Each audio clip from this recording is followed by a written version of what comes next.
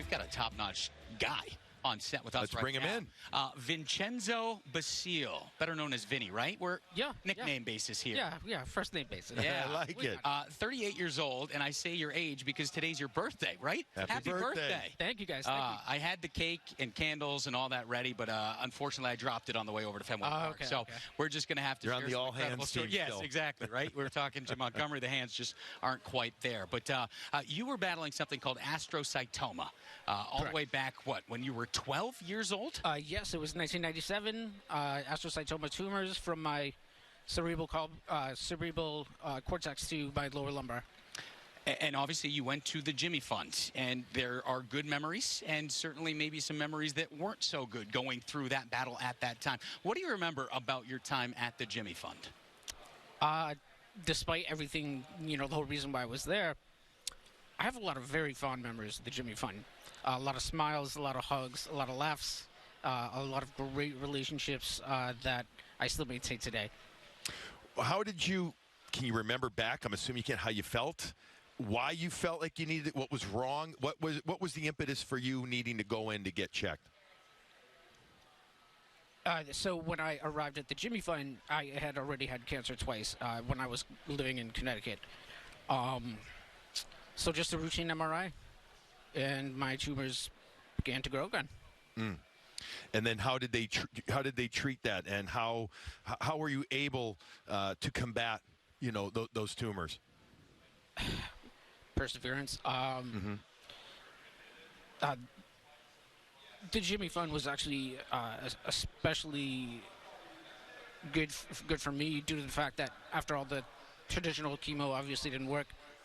So my chemo regimen was pill form, and it was easy for me to still go through college at that time and still be myself and not, be as dragged down as like the previous, bouts of cancer had done to me. I know a lot of patients going through cancer try to have a distraction, right? Just to get you away from the daily rigors and the daily battle that you're going through. And it sounded like baseball was a big part of that distraction for absolutely. you. Yeah, tell me about that.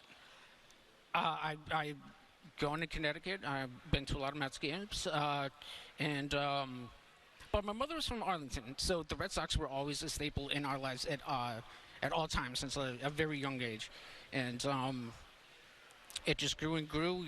Shea Stadium, Fenway, we're smack dab in the middle, so we had the luxury of going back and forth, seeing an AL game, going to an NL game. So it's been awesome. I've been very fortunate. I've been to the 04 and 07 World Series here, thanks to the Jimmy Fund. And for that, I can't thank them enough. And got to meet some pretty cool players in the Trot Nixon, David Ortiz, who's now a Hall of Famer. What was that like? And we're so impressed with, we just had Jim Montgomery, the coach, but players who come on and they almost say, meeting patients like you make their days. It's not as much as your day is made meeting these guys. You make their days in kind of that same respect. What was it like meeting those guys? It was breathtaking. I'm 5'3", I'm a small guy.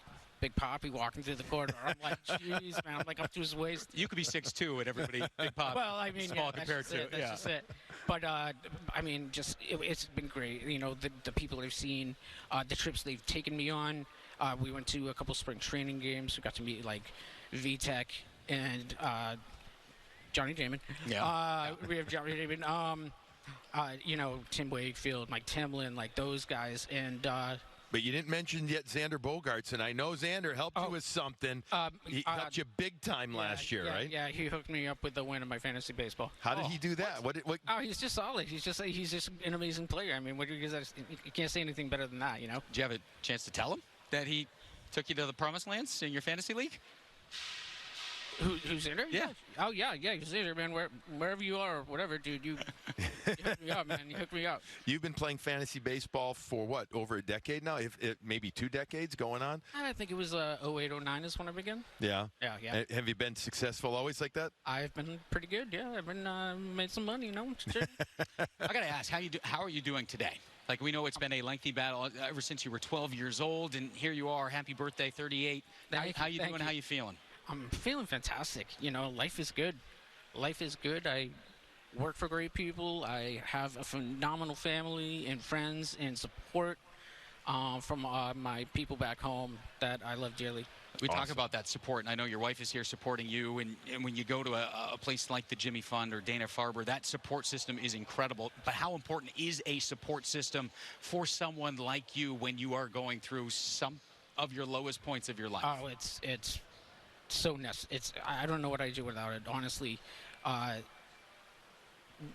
When you run into those bad times, you need someone to be there to hold your hand, to rub your head, just calm you down, like, whatever it takes to, I know what you're going through. We're going to help you through it. We're going to be there for you. Well, that's awesome. Teamwork, right? What do you think? Teamwork, dreamwork, right? You need it. That's great. And listen, we love having you out here and talking baseball, hearing how well you're doing. Just fun to have you. Vinnie Basile, it's awesome. And keep kicking, you know what's... You know what? I know what. And happy birthday. Yes, we would have had Billy sing to you, but if you've heard him before, that is not the gift you want to receive on this special guys. day. Thank you so much for having me. Yeah, absolutely. Absolutely.